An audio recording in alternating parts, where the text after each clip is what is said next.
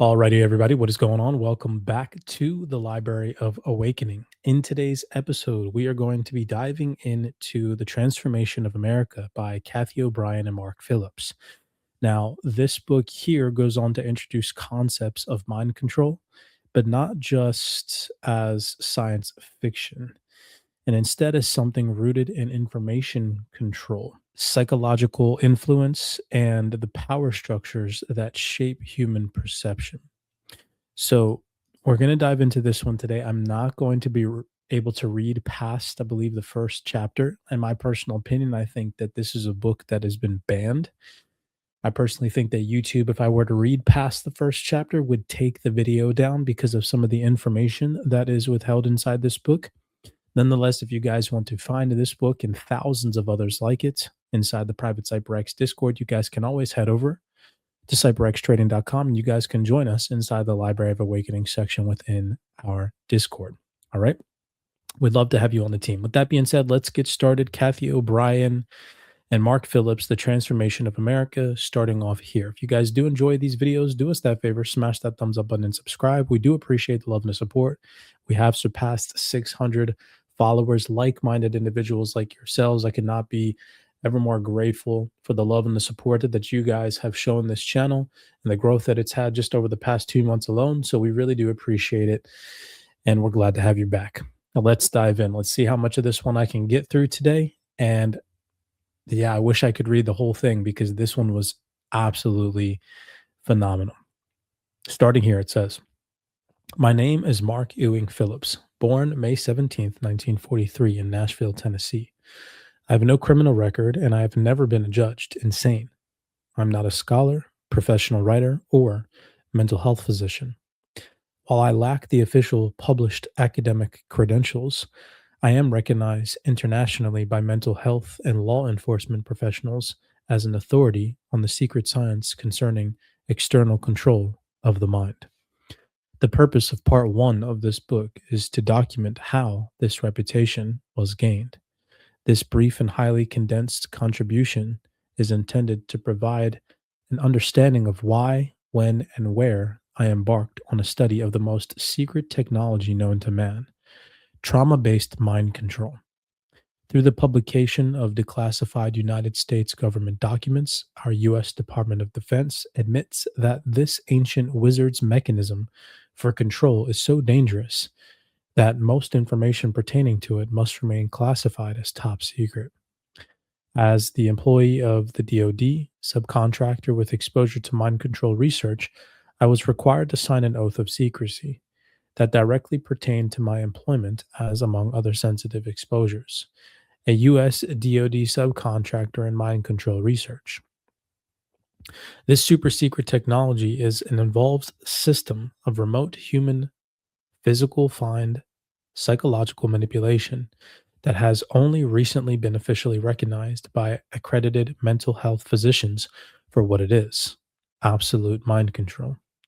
My first encounter with mind control research began in the late 1960s in Atlanta, Georgia, on the Emory University campus at the York's Primate Center. It was there that I learned about the primate behavior modification, the basis for human mind control.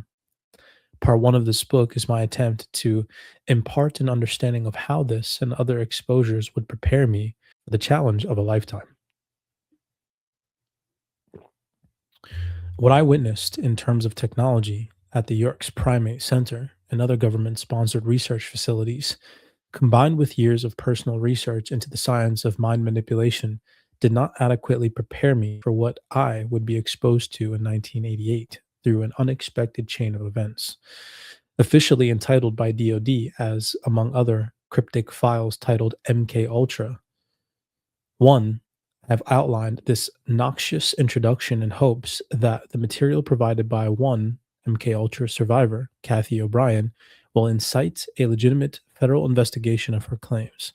I was able to liberate MK Ultra victims, Cathy O'Brien and her daughter, Kelly, from the invisible grip of the U.S. government secret weapon of control. In the process, I also helped Cathy recover her mental and physical health. However, I have not been successful in enlisting the cooperation of my government to pursue the justice issue. There is a reason for this failure to obtain justice that you, the reader, need to know. I have been told repeatedly justice is not obtainable for reasons of national security. Now, I'll pause right there. I forgot to read the intro up here, right? The ninth printing of this book. It says, since the first printing of Trance was released in September 1995, many of the hard to comprehend details have been verified and miraculously managed to surface through our controlled medias. Please help us any way you can to provide this book to anyone who will further research its contents and thus shine the light of truth on the psychological warfare plan that is being silently waged against humanity. This is my attempt to do so after reading this intro. Please remember, for as long as your thoughts remain free and consider the psychological annoyance power of a single mosquito in a room with no light, this book will remain in a print until justice prevails. The technological antidote for Kelly is provided, and unbased, uncensored mass news media attention is given to the contents of this book. Thank you for your support. Thank you, Mark Phillips, for writing it, because this one was intense. This book is primarily the autobiography of Cathy O'Brien, who did not volunteer for service to her country, but was used her entire life against her innate voluntary will for perpetuating criminal activity by many so called leaders within the US government. These treasonous leaders did volunteer for political service to our country. They must be held accountable for their actions. Together, Cathy and I have dedicated our lives to the pursuit of justice and rehabilitation for her and Kelly. All avenues for justice and rehabilitative relief have been blocked for reasons of national security. The question arises, whose security? Cathy O'Brien provides the logical answer. Perhaps after reading this work, you will inspire others to read it. Collectively, as patriots, we can make a positive difference for Cathy and Kelly, our government, and humanity by having our voices heard. In my opinion, our great United States Constitution does not need to be amended, it needs to be enforced. The grim reality we must all embrace is that there is, in human terms, no justice, no revenge adequate to equal what these two and many other victims of the US government secret weapon experienced. The only remaining remnant of opportunity for justice for these survivors would be derived from a public forum expose of what they experienced. What these survivors need to witness is the mass dissemination of their story and a radical positive change in their government's management of secrets. This would be an acceptable, though belated, substitute for justice. Their hope lies in the belief that truth lives a wretched life, but always survives a lie. Chapter 1. Sometimes words or groups of words found in the English language have many definitions or meanings. Within each meaning, there may be different logical and literal perceptions of the application of a given word. However, the words mind control usually conjure up a single response. This is most unfortunate due to the vast differences of perception contained within the reference.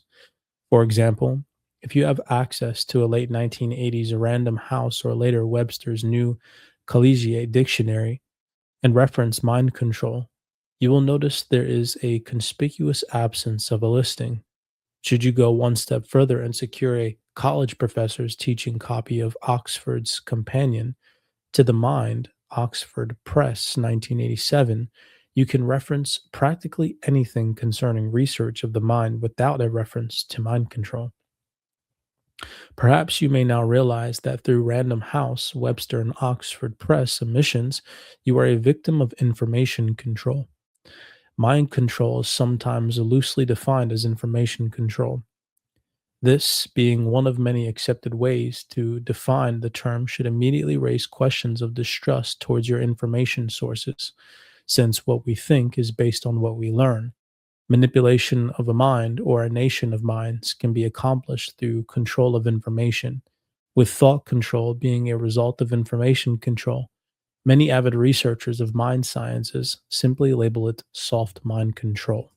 I'm going to go ahead and I'm going to highlight that.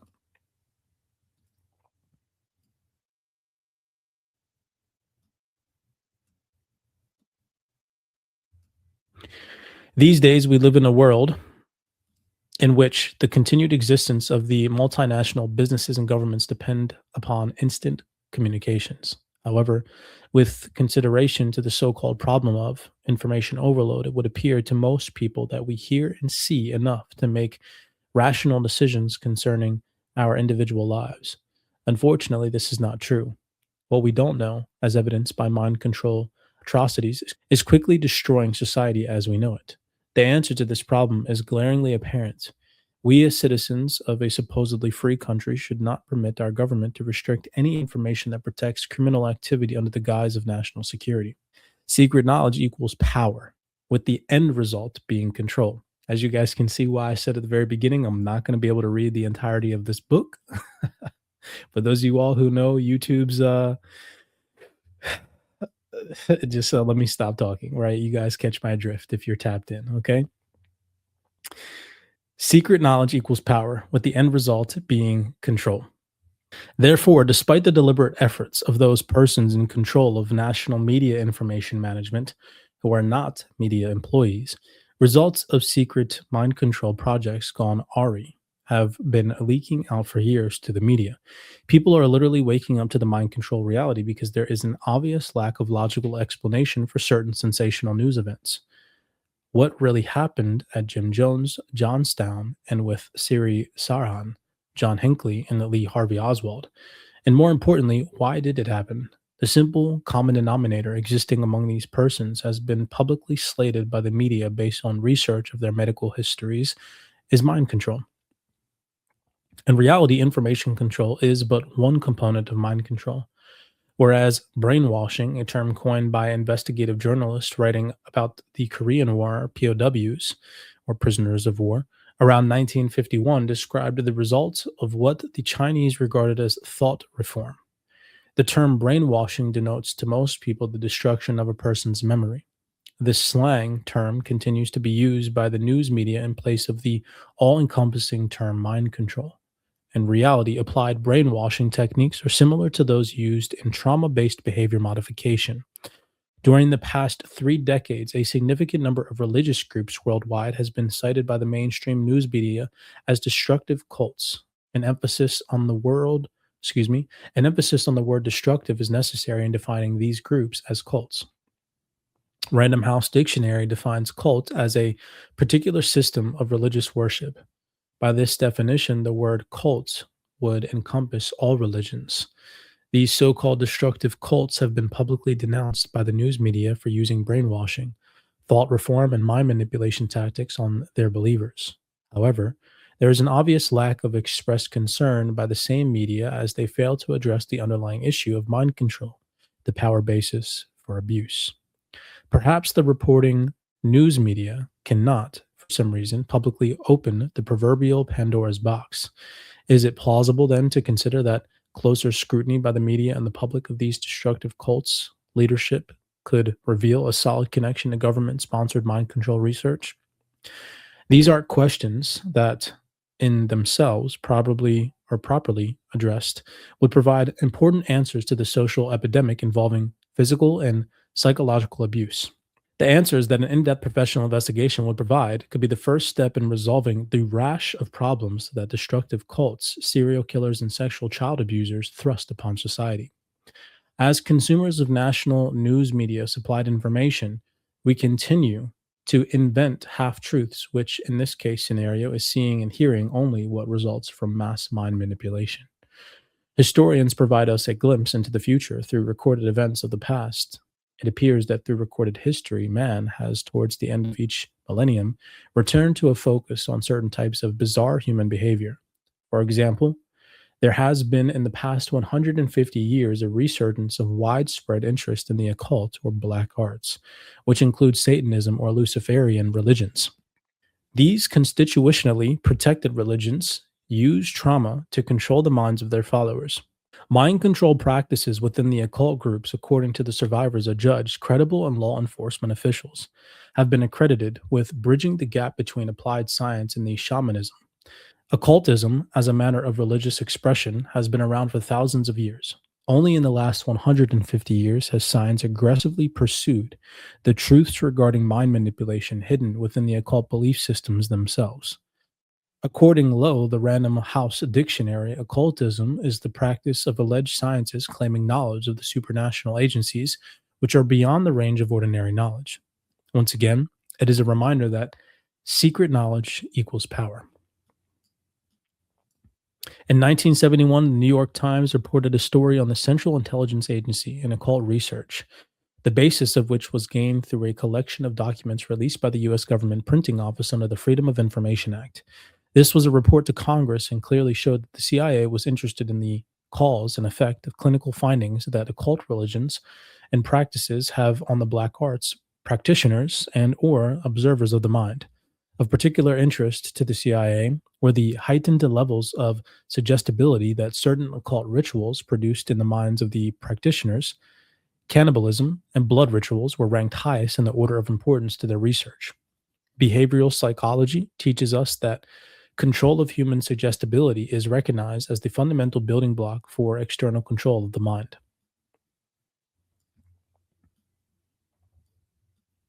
This suggestibility factor alone potentially creates a human rights legal issue when we consider constructing laws to protect people from overt and covert mind control practices. Consideration to the human suggestibility factor could result in all forms of consumer-oriented services and or product advertising becoming illegal. Advertising and the marketing of services and or products through communications can be justifiably defined as a type of psychological manipulation. Note, reform, and or mind manipulation which results in a form of behavior modification. A Patriot friend, Stephen Jacobson, published his book entitled Mind Control in America in 1985, eloquently exposing the science of mind manipulation through advertising. The basis for successfully modifying human behavior requires mind manipulation techniques that, when expertly applied through advertising media, become a form of soft mind control. Factoring in suggestibility through the tactical senses as the Achilles heel of the human race renders everyone vulnerable to becoming, on some level, a victim of soft mind control. The controversy of what is and what is not mind control rages on among scholars in the schools of law, human rights, and mental health. All the while, the confusion of issues provides a form of legal protection for practitioners of trauma based mind control, the only known form of remote human control that is absolute. All other forms of mind control, including chemical and electronic manipulations, are considered by mind control experts as temporary. There are laws protecting U.S. citizens' rights to practice their religious beliefs and freedom of speech. There are no laws which specifically protect leaders of destructive cults and or practitioners of trauma-based mind control.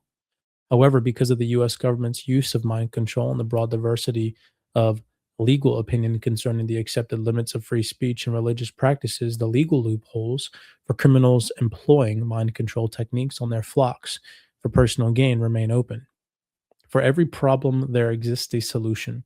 The formula for a problem solving rests firmly on the quality of the supporting research information concerning the nature of the problem. Legislating laws specifically to protect people from mind control abuses would be futile. Practically every civilized society in existence has some law and or group of laws which would protect the people and punish the practitioners of mind control. Laws are enforced according to lawmakers' interpretations of the specific legal language. The lack of enforcement of laws already on the books that could protect us from the mind control abuses stems from applied illegal interpretations and cover ups of survivor testimony by the CIA and National Security Agency for reasons of national security. Mind control atrocities, if committed by anyone who could be linked to government sponsored projects, are typically ignored and covered up. Access to the courts by these hapless survivors is thus stonewalled by government paid so called legal experts who receive their orders from the National Security Agency. Defining the term mind control is akin to defining the limits of the 1947 National Security Act. The basis for the solution to the national security controversy is simple. It is known as truth logically applied. It is an obvious truth that the national security has been interpreted not to guard the integrity of military secrets, but instead to protect criminal activity of the highest order. Repeal of this act and replacement with the established rules of military conduct concerning national security that do not infringe upon the constitutional rights of American citizenry or the rights of its allies would result in compliance with the Constitution. That is it for Chapter 1, you have just experienced the first chapter of the Transformation of America, where in the first briefing, it goes on to talk about how perception, information, and belief shape the human mind. This book reminds us that awareness begins with questioning the systems that influence our thinking, and that knowledge itself can be the first step towards reclaiming individual sovereignty. If you guys enjoyed this book, do me that favor, smash that thumbs up button and subscribe to the platform. We do appreciate the love and the support here at the Library of Awakening. Nope, let's do that over. If you all enjoyed these If you all enjoyed this read today, do us that favor, smash that thumbs up button and subscribe to the Library of Awakening. Your support does help organically continue to grow this platform, and it does help continue to share knowledge that empowers minds to think deeper, question more, and awaken fully. With that being said, be cognizant, be aware out there, and I'll see you guys in the next episode.